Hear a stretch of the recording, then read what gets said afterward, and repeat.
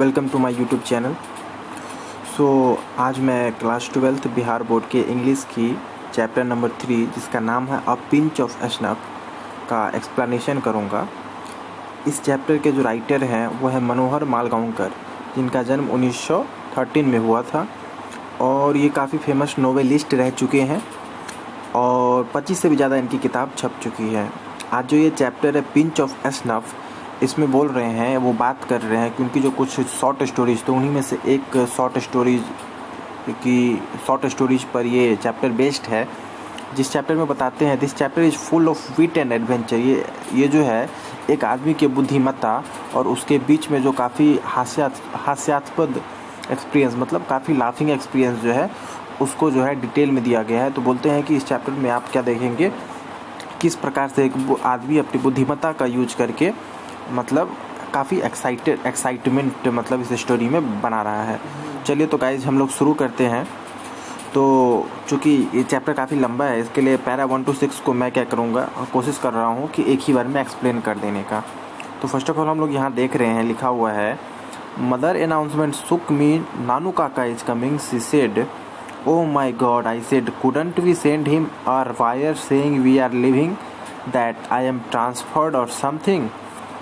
इसमें जो है नैरेटर की जो माँ है वो अनाउंस करती है नैरेटर से कि नानू काका आ रहे हैं। तो उसी पर बोलता है नैरेटर कि ओ माय गॉड, कि मतलब ऐसा कैसे हो सकता है। मतलब होता है ना कि मतलब जॉय एक्सक्लामेशन को दिखाने के लिए किसी को अचानक जो होता है तो OMG, तो सेम तो वो राइटर रिएक्ट करता है OMG, ऐसा नहीं हो सकता है। वो अपनी माँ को बोलता है ऐसा नहीं हो सकता है कि मैं उन्हें कह दूँ टेलीग्राम दे करके कि हम लोग, मेरा ट्रांसफ़र हो गया, मैं कहीं और जा रहा हूँ। तो उसी पर उसकी मम्मी बोलती है नो डियर, बोलते he must be already on the train, वो ऑलरेडी ट्रेन पकड़ चुके हैं और बहुत जल्द ही यहाँ आने वाले होंगे। और उसके बाद फिर बोलती है तुम्हें दिक्कत की कोई बात नहीं है, वो 2 से 3 दिन में वो यहाँ से चले जाएंगे। पैरा 4 है what is he coming to Delhi for, is that he wants to see some minister. तो उसी पर नैरेटर पूछता है कि वो वैसे दिल्ली इतनी गर्मी में क्यों आ रहे हैं। तो उनकी मॉम रिप्लाई करती है कि वो किसी मिनिस्टर से मिलने के लिए आ रहे हैं। What that means he will be here for weeks. Minister don't see people for a weeks, month. Oh my God. उसी पर नैरेटर रिएक्ट करता है फिर से OMG कह करके कि मिनिस्टर जो है, अगर वो किसी मिनिस्टर से मिलने आ रहे हैं तो वो 2-3 दिन नहीं, महीने और सप्ताह भी उनको लग सकता है। तो आगे हम लोग देखते हैं। तो नेक्स्ट हम लोग देखते हैं if your Nanu Kaka wants to see a minister, I am sure he will manage to see him, mother said, any time of the day or night. इसी पर उनकी माँ बोलती है उनको कि अगर तुम्हारे नानू काका जो है अगर वो मिनिस्टर से मिलना चाहते हैं तो दिन हो या रात वो किसी न किसी समय उनसे मिल ही लेंगे। आगे पैरा 8 में नैरेटर जो है अपनी माँ के बारे में कहते हैं कि उनकी माँ जो है वो हमेशा से अपने फैमिली के साइड में लॉयल रही है और उसमें भी नानू काका जो है उनके भाई थे। उसका राइटर अपने बारे में बताते हैं नैरेटर कि वो जो है मिनिस्ट्री में अंडर सेक्रेटरी ऑन प्रोबेशन है, मतलब अंडर ट्रेनिंग सेक्रेटरी है। होता है ना जैसे IAS IPS सबका ट्रेनिंग पीरियड चलता है, उनके 1.5 साल बाद उसे सर्विस मिलती है। तो सिमिलर वे में राइटर बोल रहे हैं कि ऑन प्रोबेशन जो है वो अंडर सेक्रेटरी है मिनिस्ट्री के अंदर, और अभी यहाँ से कम उन्हें 2 स्टेप और चलना पड़ेगा, तब जाकर वो किसी मिनिस्टर का सेक्रेटरी बनेंगे। आगे पैरा 9 में हम लोग देखते हैं कि राइटर बोलते हैं I was waiting on the platform when the train came in, Nanu Kaka stood in the doorway of a second class carriage, a striking figure, white hair with an impressive moustache, he will wear the old fashion knee length black coat and the red silk pagri of the Deccani Brahmin and drapes a white angocha around his shoulders. वो बोलते हैं आगे narrator कि वो जो है क्या करते हैं, वे प्लेटफॉर्म पे वेट कर रहे थे ट्रेन के आने का, तभी एकाएक जो है उनके नानू काका जो है उनके सामने आकर के खड़े हो जाते हैं सेकंड क्लास डिब्बे से निकल करके, जिनकी बाल जो है एकदम सफ़ेद थी और शान से उनका एक मूछ था। बोलते वो जो है पुराने ज़माना का नी लेंथ को एक कोट पहने हुए थे और उनके सिर पर जो है एक दक्कनी ब्राह्मण की तरह लाल सिल्क का पगड़ी था और उनके शोल्डर पे मतलब उनके कंधे पर जो थे अंगूछा था। बोलते हैं पैरा 10 में आगे नैरेटर कि वो जैसे ही आए तो उनके हाथ में एक बास्केट धरा दिया और उसके बाद उनके कान में फुसफुसाते हुए बोले कि मैं तुम्हें स्टेशन के बाहर मिलता हूँ। तो पैरा 11 में नैरेटर बोलते हैं कि उन्होंने उनसे कोई क्वेश्चन नहीं पूछा, बास्केट को क्या किया, उनको जो नानू काका ने दिया था उसको अपने बाह में दबाया और पीछे मुड़ा। जैसे वो मुड़े तो bump into an enormous Marwari woman who had her head covered in a burqa, तभी जैसे वो जो बास्केट लेकर के मुड़े, तभी जो है वो क्या किए, एक मारवाड़ी महिला से टकरा गए जिनका सिर जो है वो बुर्के से ढका हुआ था। उसका राइटर बोलते हैं, but my apology we are drowned by the strange sound emanating from the basket the protest of an outraged kitten spits strops meow meow म्याऊ। मतलब बोलते हैं कि जैसे वो मतलब उस औरत से माफ़ी मांगते हैं कि तभी जो है तभी क्या हुआ, उनके हाथ में जो बास्केट था उससे बिल्ली की आवाज़ आने लगी। और आगे पैरा में राइटर बोलते हैं कि जैसे बिल्ली की आवाज़ आई तो वो क्या किए, फटाफट जो है उस बास्केट को लेकर के दौड़ते हुए भीड़ से स्टेशन के बाहर आ गए। और आगे पैरा 13 में हम लोग देखते हैं, राइटर बोल रहे हैं, Nanu Kaka was long coming, this station was nearly empty and last tonga had gone when he emerge escorted by the founding ticket inspector. बोलते हैं कि लग रहा था नानू काका बहुत देर लगा रहे थे क्योंकि सारा स्टेशन खाली लग रहा था और सबसे अंतिम टांगा जो था वो भी जो है जाने को था।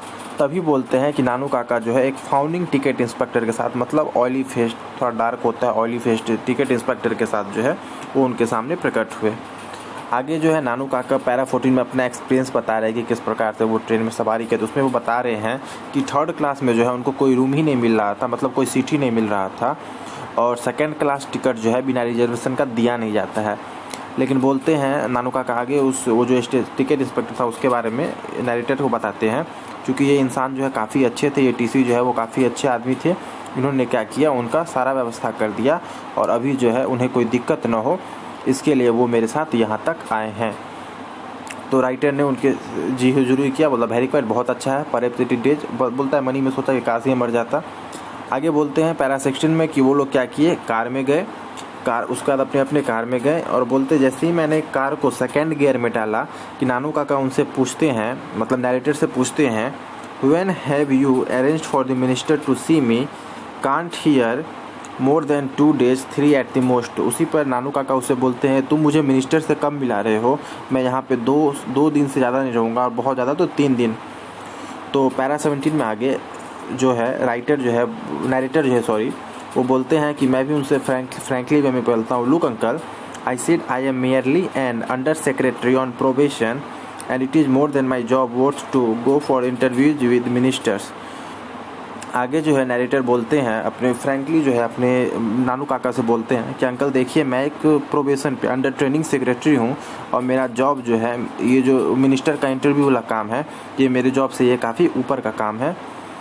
तो आगे पैरा 18 नानू काका बोलते, oh Nanu Kaka said, I had rather hoped, oh I see, we will never mind. He took a pinch of snuff, brushed his finger delicately on his angocha and sat by closing his eyes and पकड़िंग his eyebrows as through in deep thoughts. He also clucked his tongue several times in a typical Deccani way, registering piety.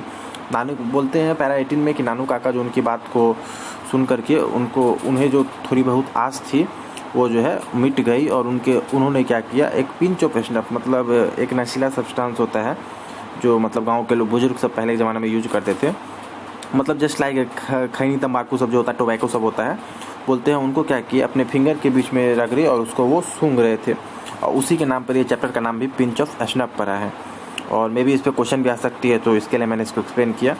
तो बोलते हैं जैसे ही narrator ने उनको बोला कि ये उनसे पॉसिबल नहीं है, तो उस पर जो नानू काका जो थे उनका जो है वो थोड़ा सैड होने लगे और उनका कंडीशन जो है पाइटी दिखने लगा, मतलब दयनीय दिखने लगा।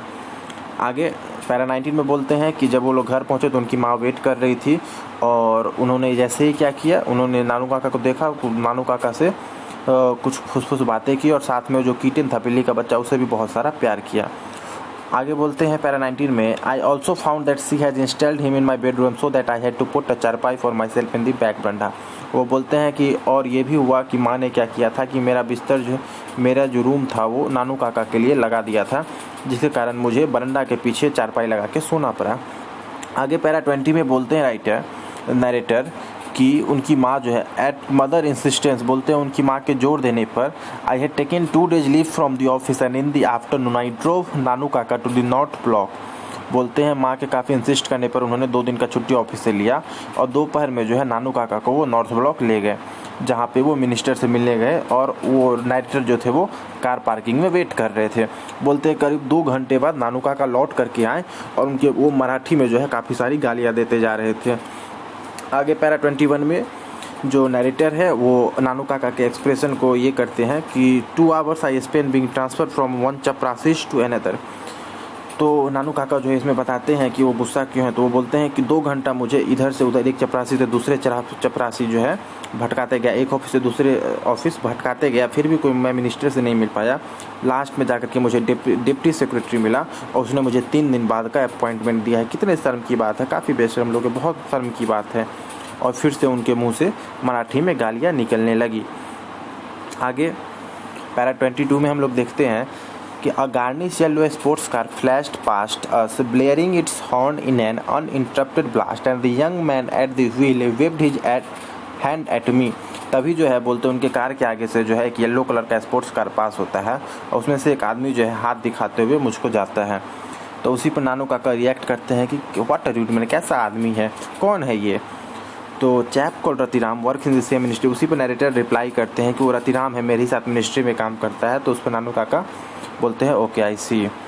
तो there was some talk about his going as a trade commissioner to Hazrat Barkat Ali, you know the ambassador, but they say it all off now, I said just to make conservation. तो उसी पर आगे वो बताता है नरेटर कि अभी बात चल रही है कि उसे जो हजरत बरकत अली जो एम्बेसडर है उनके यहाँ ट्रेड कमिश्नर के तौर पे भेजा जा रहा है, अभी बात चल रही है।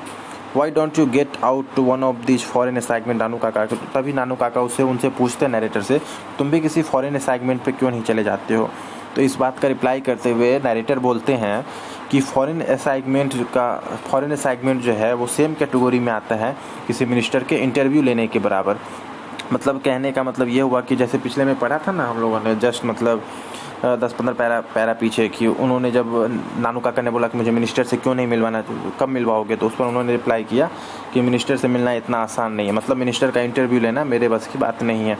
तो वही जब उन्होंने उनके प्रमोशन का बात किया कि तुम फॉरेन सेगमेंट में क्यों नहीं काम कर लेते, तो इसी पर नरेटर ने इस बात को एक्सप्लेन किया कि मतलब ये जो फॉरेन सेगमेंट में काम लेना जो है वो सेम काम है कि किसी मिनिस्टर का इंटरव्यू लेना है, दोनों एक ही कैटेगरी में है और दोनों के लिए सेम मेहनत करना पड़ेगा।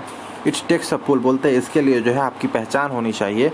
Ratiram is the son of Sohan Lal, Ratiram you know the party boss इन दिल्ली। और नरेटर बताते हैं कि रतिराम जो है वो येलो कार जो बंदा गया है जो हाथ हिलाया है वो और कोई नहीं बल्कि सोहन लाल रतिराम का बेटा है जो दिल्ली का पार्टी बॉस है।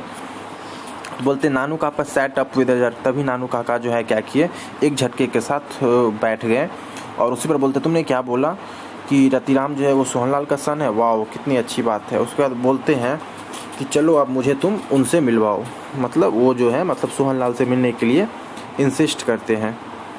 तो उसके बाद वो बोलते हैं चलो उनके घर चलो। तो उसी पर राइटर बोलता है किन के, तो बोलता है सोहनलाल के घर चलना है, क्यों नहीं। तो उसी पर नरेटर उनसे बोलते हैं क्या आप उनको जानते हैं, तो नानू काका बोलते हैं नहीं। तो फिर भी मतलब जब वो लोग घर आते हैं तो फिर नरेटर क्या होते हैं जोधपुर कोट पहनते हैं और नानू काका जो है उनके सिर पर एक पगड़ी बांध देते हैं, पगड़ी डाल देते हैं ऑरेंज रंग का। याद रखिएगा गाइज, मतलब ऑरेंज टर्बन मतलब राइट नरेटर के सिर पर नानू काका ने बांधा था। इस पर ऑब्जेक्टिव क्वेश्चन आ चुकी है। और बोलते हैं नानू काका उन्हें बोलते हैं तुम मेरे एडीसी हो और चलो आप मेरे साथ। A secretary in a spotless white cloth received us and showed us into a cool white room before he asked our business very politely। और उसके बाद जब वो लोग वहाँ पहुँचते हैं सोहनलाल के यहाँ घर पहुँचते हैं, वहाँ पे उनकी सेक्रेटरी जो है उनको एक सफ़ेद रूम में बैठाती है और बोलती है वेट करने के लिए, बड़ी शांति से पूछती है।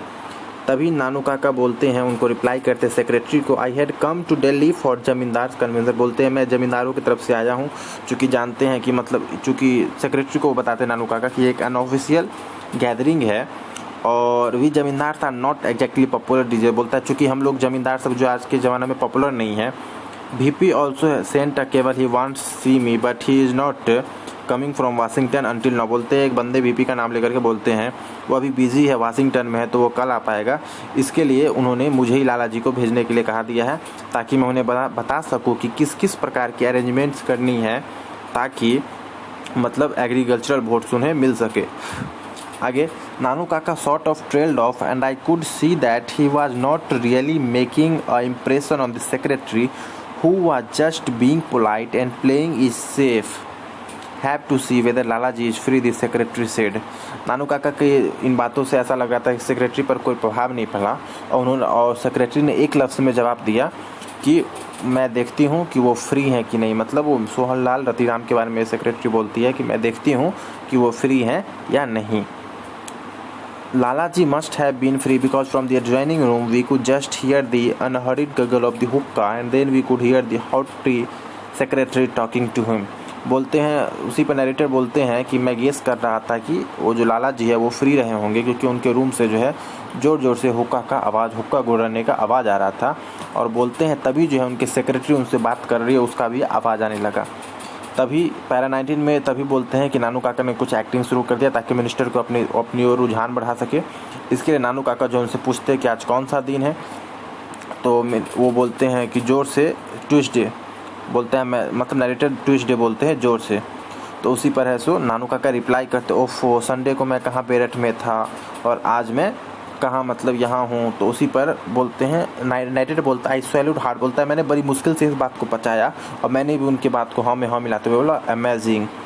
आगे पैरा 43 में है and if I had listen to Hazrat I had still be abroad old HB was just dying to drag me to the foreign minister. और आगे नानू काका बोलते हैं कि अगर मैंने उस हजरत की बात सुनी होती तो अभी भी मैं विदेश में ही होता। ओह ओल्ड एचबी मतलब हजरत क्या नाम था, हम लोगों ने एक पढ़ा था ना, हजरत अली जो पढ़े थे, जो एम्बेसडर थे, उनके बारे में बोलता है ओह वो मुझे रोकने की कोशिश कर रहे थे कि आप भी यहाँ फॉरेन मिनिस्ट्री में रुक जाइए। द एसटीडी गर्गलिंग ऑफ हुक्का in the next room had suddenly stopped. और वो बोलते हैं कि नरेटर बोलते हैं कि जो बगल वाले रूम में हुक्का को बार बार मतलब कोई गुरने का आवाज़ आ रहा था, एकाएक वो रुक गया। व्हाट डिड यू से, नानू काका asked although I hadn't opened my mouth. Para 45 में नानू काका एकाएक रिएक्ट करके बोलते तुमने क्या कहा, नरेटर को बोलते तुमने क्या कहा। तो नरेटर बोलते हैं कि अपने मन में कि वैसे तो मैंने कुछ नहीं कहा था बट मैंने सोचा कि ऐसे ही मुंह बंद करके रखना चाहिए। You know how it was HB the last time when he asked he was in Geneva got me involved in the cotton talk besides from Mumbai SK has been sending me cable after cable. उसी पर वो बोलते हैं कि क्या कहते तुम्हें याद है कि लास्ट टाइम ग्रीस में जब जेनेवा में हम लोग जब मिले थे उसके बाद मुंबई में से भी केबल पे केबल मुझे आ रही थी कि आप यहाँ आइए लेकिन मैं नहीं जा रहा था। तो गाइस ये चैप्टर काफ़ी बड़ी है, इसके लिए हम लोग इसको यहीं पे रोकते हैं इस वीडियो को और इसकी नेक्स्ट पार्ट में बहुत जल्दी अपलोड कर दूंगा। होप करता हूँ कि आप लोगों को ये वीडियो पसंद आएगी और आप लोग की अंडरस्टैंडिंग इंग्लिश के प्रति काफ़ी शानदार होगी। और so guys best of luck. Next part का मैं कोशिश करूँगा नेक्स्ट पार्ट में